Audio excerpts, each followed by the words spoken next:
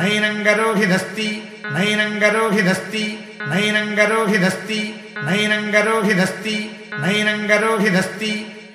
य एवं वेद गौरीभिमाय सलिला निदक्षति गौरीभिमाय सलिला निदक्षति गौरीभिमाय सलिला निदक्षति गौरीभिमाय सलिला निदक्षति गौरीभिमाय सलिला निदक्षति एकपदी द्विपदी सा चतुष्पदी एकपदी द्विपदी सा चतुष्पदी एकपदी द्विपदी सा चतुष्पदी एकपदी द्विपदी सा चतुष्पदी एकपदी द्विपदी सा चतुष्पदी अष्टापदी नवपदी बभूषी अष्टापदी नवपदी बभूषी अष्टापदी नवपदी बभूषी अष्टापदी नवपदी बभूषी अष्टापदी नवपदी बभूषी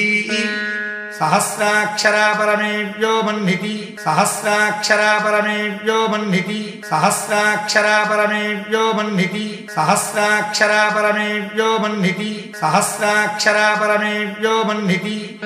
वाचो विशेषणं वाचो विशेषणं वाचो विशेषणं वाचो विशेषणं वाचो विशेषणं अथनगतव्याख्याताः अथनगतव्याख्याताः अथनगतव्याख्याताः अथनगतव्याख्याताः अथनगतव्याख्याताः तारणुक्रमिष्यामः तारणुक्रमिष्यामः तारणुक्रमिष्यामः तारणुक्रमिष्यामः तारणुक्रमिष्यामः वराहवस्वतापसः वराहवस्वतापसः वराहवस्वतापसः